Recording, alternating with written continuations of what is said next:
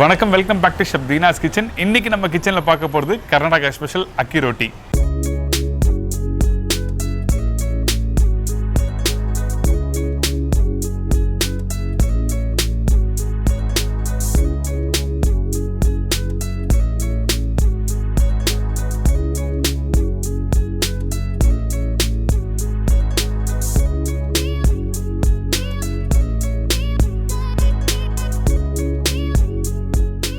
இந்த அக்கி ரொட்டினா என்ன கேட்டிங்கன்னா, அரிசி இருக்குது பார்த்தீங்களா, இந்த அரிசி தான் அக்கின்னு சொல்லுவாங்க.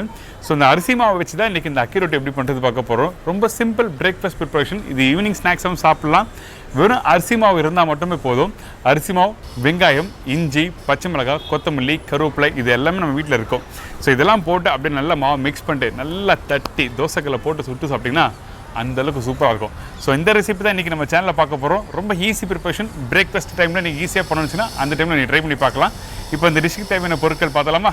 அக்கி ரொட்டிக்கு தேவையான பொருட்கள்: அரிசி மாவு 250 கிராம், பெரிய சைஸ் வெங்காயம் 1, திருவிய தேங்காய் 2 பத்தை, பச்சை மிளகாய் 2 ரப்பர், பொடிசு நறுக்கிய இஞ்சி 1 டீஸ்பூன், சீரகம் 3/4 டீஸ்பூன், கொத்தமல்லி தேவையான அளவு, கருவேப்பிலை சிறிதளவு, உப்பு தேவைக்கற்ற, பட்டர் குக்கிங் தேவையான அளவு.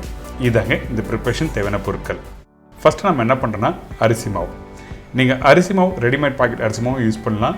இல்லை வீட்டில் அரைச்சி வச்சுருக்க மாவுனா நீங்கள் எடுத்து யூஸ் பண்ணிக்கலாம். தவறுலாம் எதுவும் இல்லை. இதுக்கு பிறகு பொடிசாக கட் பண்ணி வச்சுருக்க பச்சை மிளகாய், இஞ்சி, கருவேப்பிலை,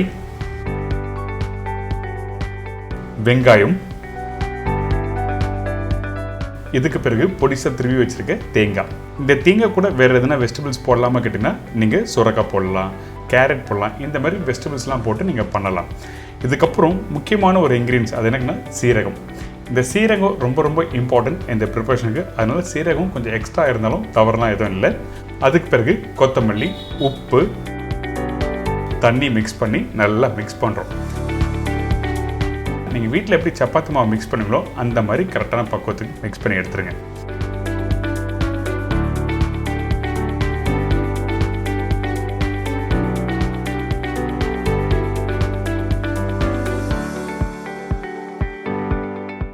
பார்த்தீங்களா, டோ இந்த மாதிரி இருக்கணும். அதே டைமில் சாஃப்டாக இருக்கணும்.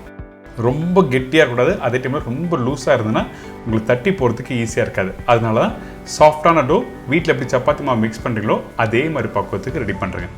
கையில் எடுத்தீங்கன்னா இந்த மாதிரி நல்லா விரிவாகணும்.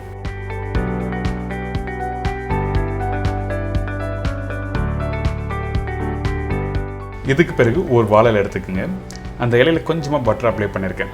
பட்டருக்கு பதிலாக எண்ணெய் யூஸ் பண்ணலாமா கேட்டிங்கன்னா கண்டிப்பாக யூஸ் பண்ணலாம். நல்லா இந்த மாதிரி அப்ளை பண்ணி முடித்த பிறகு ஏற்கனவே ரெடி பண்ணி வச்சுருக்க இந்த டோவை எடுத்து நம்ம வீட்டில் எப்படி அடை தட்டுவீங்க அந்த மாதிரி தான் தட்ட போகிறோம். தட்டும் போது ரொம்ப திக்காகவும் இருக்கக்கூடாது, அதே டைமில் ரொம்ப தின்னாக இருக்கக்கூடாது. எப்படி தட்டுறது உங்களுக்கு காமிக்கிறேன் பாருங்கள்.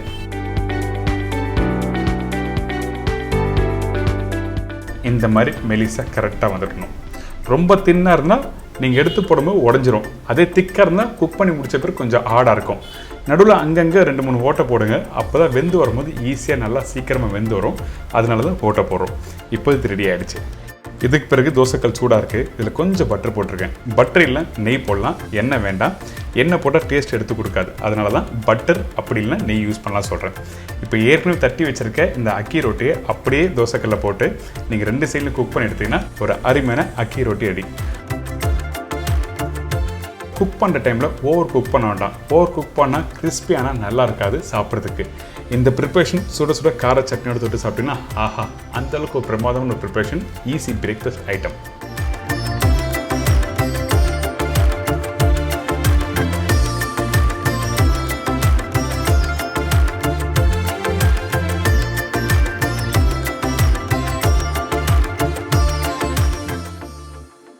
இப்போ எல்லாருக்கும் தெரிஞ்சிருக்கோம் ரொம்ப ஈஸியாக இந்த அக்கி ரொட்டி எப்படி பண்ணுறது, அதாவது அரிசி மாவில் பண்ணுற இந்த அக்கி ரொட்டி. கண்டிப்பாக வீட்டில் ட்ரை பண்ணி பாருங்கள். இதே மாதிரி நாளைக்கு இன்னொரு சூப்பரான டிஷ்ஷை சந்திக்கிறேன். நன்றி, வணக்கம். See you, bye bye, take care.